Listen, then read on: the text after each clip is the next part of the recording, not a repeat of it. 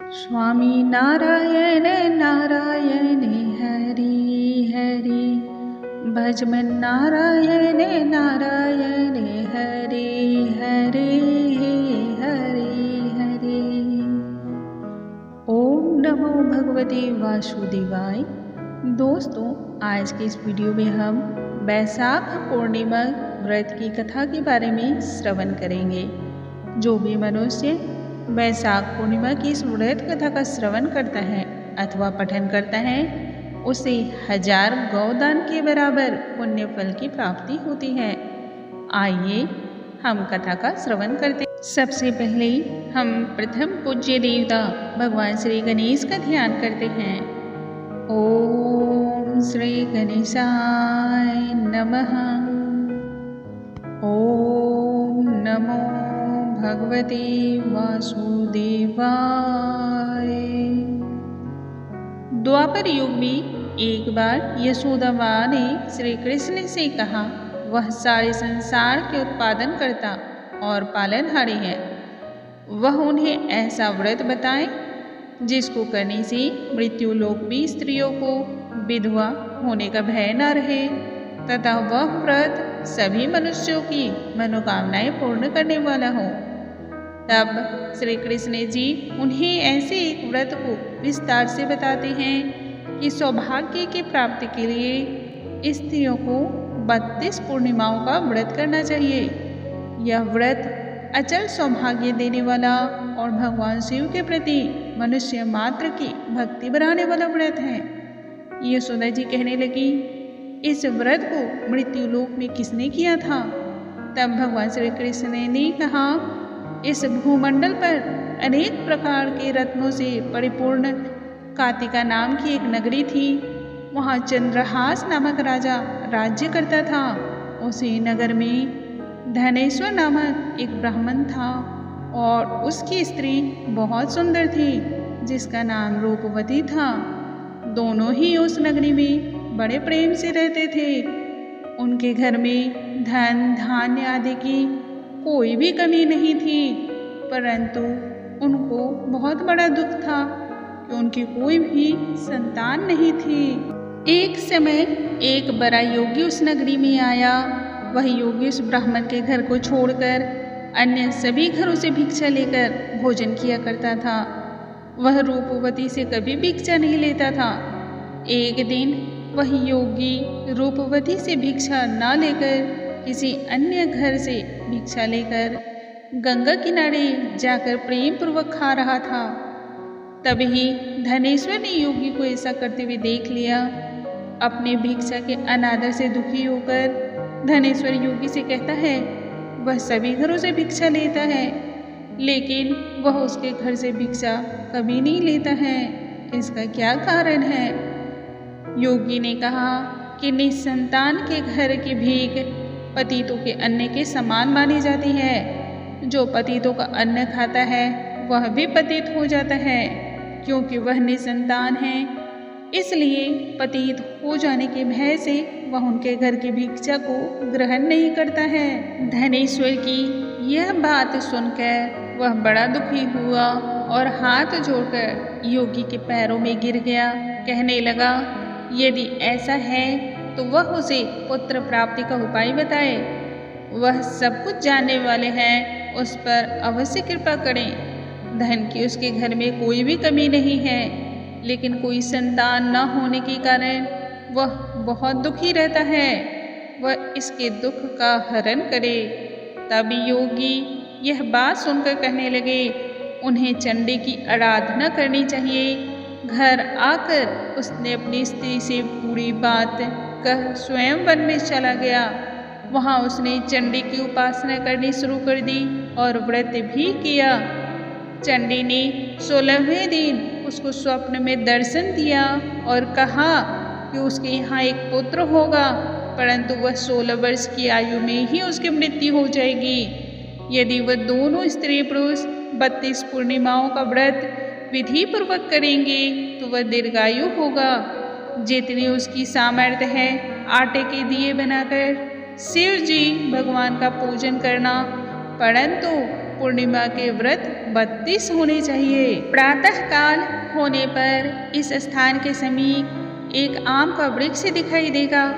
उस वृक्ष पर चढ़कर फल तोड़कर शीघ्र उसे लेकर अपने घर चली जाना और अपनी स्त्री को सारा वृत्तांत बताना। ऋतु स्नान के बाद वे स्वच्छ होकर श्री शंकर भगवान का ध्यान करके उस फल को खा लें।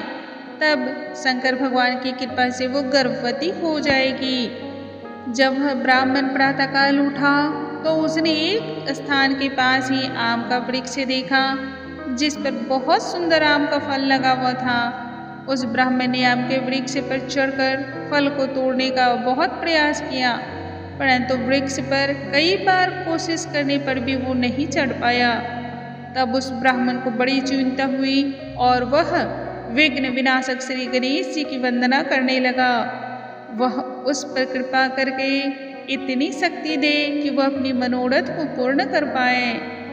इस प्रकार गणेश जी की प्रार्थना करने पर उसकी कृपा से धनेश्वर वृक्ष पर चढ़ गया और उसने उस सुंदर आम के फल को तोड़ लिया। उस धनेश्वर ब्राह्मण ने जल्दी से घर जाकर अपनी स्त्री को वो फल दिया और उसकी स्त्री ने अपने पति के कहे अनुसार उस फल को खाया, जिससे वो गर्भवती हो गई। देवी जी की असीम कृपा से एक अत्यंत सुंदर पुत्र उत्पन्न हुआ, जिसका नाम उन्होंने देवीदास रखा। बालक शुक्ल पक्ष के चंद्रमा की भांति अपने पिता के घर में बड़ा होने लगा था। भगवान की कृपा से वह बालक बहुत ही सुंदर, सुशील, विद्या पढ़ने में बड़ा निपुण हो गया था।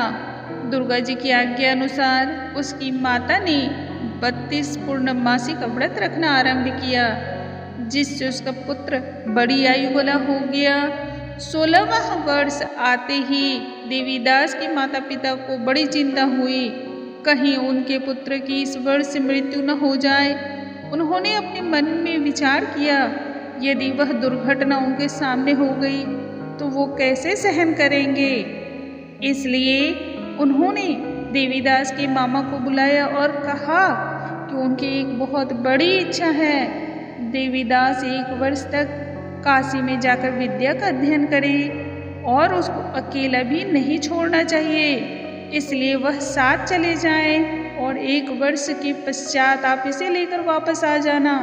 तब सारा प्रबंध करके उनके माता पिता ने देवीदास को एक घोड़ी पर बैठाकर उसकी मामा के साथ ही भेज दिया, परंतु यह बात उन्होंने मामा या किसी और को नहीं बतलाई। धनेश्वर ने अपनी पत्नी के साथ माता भागवती के सामने मंगल कामना तथा दीर्घायु के लिए भगवती की आराधना और पूर्णमासियों का व्रत करना आरंभ किया। इस प्रकार बराबर 32 पूर्णमासी के व्रत को उन्होंने पूरा किया। कुछ समय के बाद एक दिन वो दोनों मामा और भांजा रात बिताने के लिए एक गांव में ठहरे हुए थे। वहां पर एक ब्राह्मण की सुंदर लड़की का विवाह होने वाला था, जहां बारात रुकी हुई थी। इसके बाद लड़की देवदास के साथ विवाह करने को कहती है, लेकिन देवदास अपनी आयु के बारे में बताता है और कहता है कि उसकी आयु बहुत कम है। लड़की ने कहा, जो गति उनकी होगी वही उसकी होगी। इसके बाद देवदास और उसकी पत्नी दोनों ने भोजन किया। सुबह देवदास ने अपनी पत्नी को 3 नगों से जड़ी हुई एक अंगूठी रुमाल दिया और बोला, उसका जन्म और जीवन देखने के लिए एक पुष्प वाटिका बना ले। यह भी कहा, जिस समय और जिस दिन उसका प्राणोपांत होगा यह फूल सूख जाएंगे और फिर जब यह फिर से हरे हो जाएं तो जान लेना कि यह जीवित है। भगवान श्री कृष्ण कहते हैं कि इस प्रकार देवीदास काशी विद्या अध्ययन के लिए चला गया।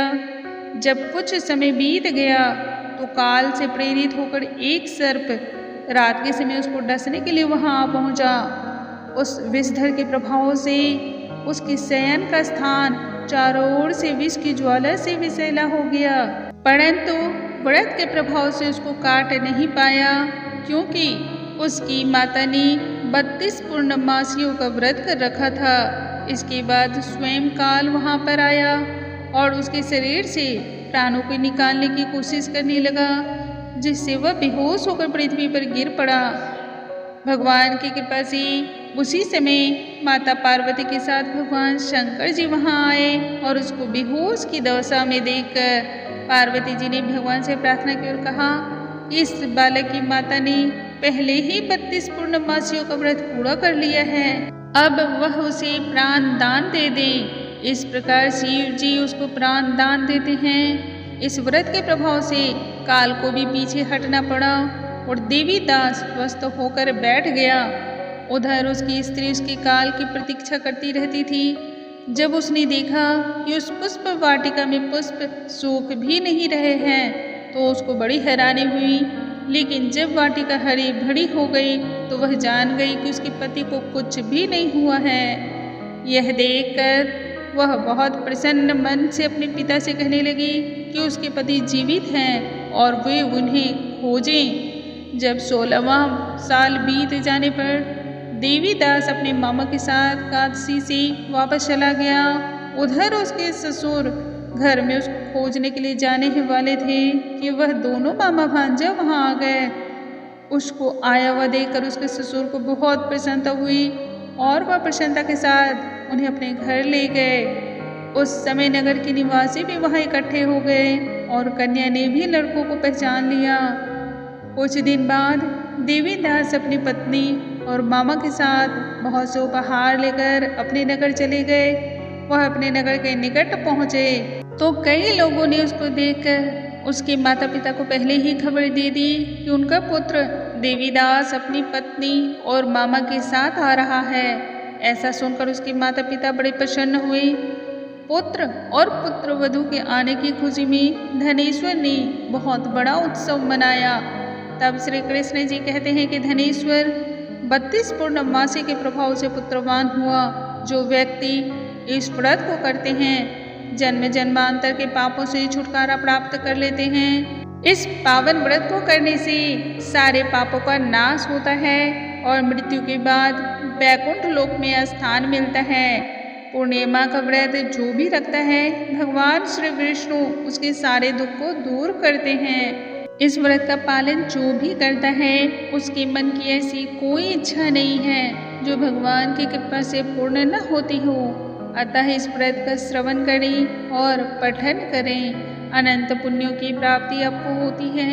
ओम नमो भगवते वासुदेवाय। स्वामी नारायण नारायण हरि हरि। जप लो नारायण नारायण हरि हरि। रट लो नारायण नारायण हरि हरि हरि।